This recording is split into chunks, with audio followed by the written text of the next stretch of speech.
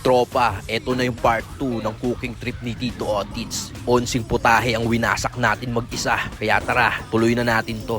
Lagay na natin dito sa talyasi yung pinirito nating kikiam at chicken ball. Tapos timplahan na natin ng liquid seasoning at oyster sauce. Tapos yan, halu-haluin natin. Para antimano, yung mga gulay pa lang may lasa na. Tapos set aside muna natin mga tropa. Para di rin siya ma-overcook mga boss, ipantatoppings din natin sa kanya yan mamaya. Tapos lagay tayo ng tubig ngayon, tansyahan na lang para sa 2 kilong kanton natin. Tapos lagay na rin tayo ng toyo mga boss, tansyahan na lang. Dito naman sa kabila, yung ating pininyahan, lagyan natin ng konting suka. Paluto na yan tropa. Lagay na rin natin yung pinirito nating karot at patatas. Tapos dito naman, lagyan natin ng konting gulay na linuto natin. Tapos timplahan na rin natin ng chicken powder. Dito naman, hanguin na natin tong unang batch ng lechong kawali natin. Tapos, next na rin natin yung pangalawang batch niya. Yan, dahan-dahan lang natin linagay. Tapos, di natin tatakpan ng buo para makasingaw siya. Hanguin na rin natin yung pangalawang batch. Tapos, next natin yung chicharong bulaklak. Lutuin lang natin sa katamtamang apoy para crispy siya. Tapos, dito naman yung kumukulo na yung pangkanton natin. Siyempre, lagay na natin yung 2 kilo nating kanton. Ganyan lang ka-basic magluto si Tito Otits par. Pang malakasang galawan. Tapos, dito naman, hanguin na natin tong chicharong bulaklak natin. Tapos sunod na uli natin tong second batch ng chicharong bulaklak. Napaka basic lang naman lutuin yan. Syempre naluto, kunin na natin. Tapos balik tayo rito sa linuluto nating 2 kilong kanton. Medyo masarsa yung kanton ni Tito Otits par, pero wag kang mag-alala, hindi yan lumabsak. Naglagay rin tayo ng kinchay dyan, pampabango ropa. Tapos yan na yung paluto na. Unti-unti na natin linalagay yung mga gulay na niluto natin kanina. Kita mo naman yan, saucy kanton ni Tito Otits par. Tapos yan nung luto na, tsaka na natin dinagay lahat ng mga ginisa nating gulay niya. Wala na kasi akong food pan, kaya diyan ko na pinilating, diyan ko na linagay sa talyasi na mismo. Dito naman, tunaw na tayo ng butter at lagay na natin yung keso para sa ating cheesy baked pampano at cheesy baked scallops na gagawin din natin mamaya. Sasalang natin sa oven. Tapos ito naman yung ating lemon, sinibak-sibak na ni Tito Otits ng ganyan, lalagay natin sa pampano yan mga boss. Sibakin na natin yung gilid ng ating pampano, kabilaan yan mga ropa, kasi ilalagay natin dyan yung ating mga lemon, pantanggal ng lansa niya boss. Dito naman, gulong-gulong muna natin yung ating lemon, saka natin sisibakin. Tapos prepare na natin tong pang cheesy baked scallops natin mga boss. Yan na, linagay lang natin sa ating oven tray.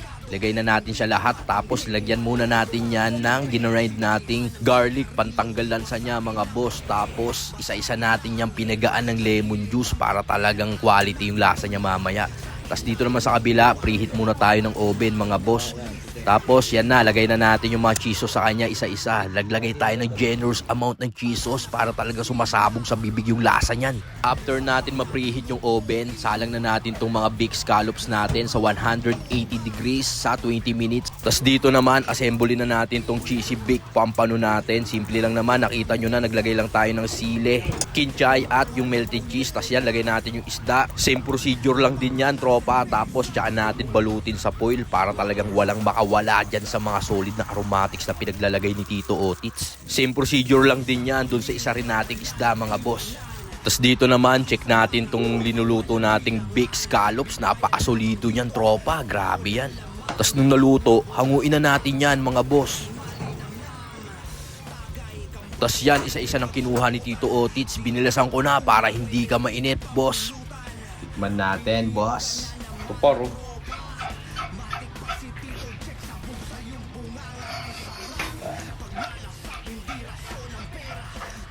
Ang sarap. Salang na natin tong huling batch ng ating baked scallop. Sama na rin natin yung ating baked pampano. Naunang naluto dyan yung ating baked scallops. Yan, hanguin na natin mga boss. Kunin na rin natin yan isa-isa. Sama na rin natin dito sa mga naluto nating baked scallops. Tapos balik natin tong ating 2 pampano. Linuto natin yan ng 30 minutes sa 200 degree. Kaya lutong-luto yan tropa. Tapos yan, assemble na natin dito sa ating malaking bilao. Naglagay lang tayo dyan ng fresh lettuce. Tapos lagay na natin yung ating 2 baked pampano. Kita mo naman, napakasolido niyan. Saan natin pinaikutan ng ating cheesy baked scallops na sagad yung lasa. Tapos tsaka natin inilagay yung ating mga shrimp kebab. Mag-isang winasak ni Tito Otits yan, ropa. Sabi ko naman sa'yo hindi kita lalapagan ng hindi mabisa, tol. Ano ka ba naman? Eto na yung ating shrimp kebab, baked pampano at cheesy baked scallops mga ropa.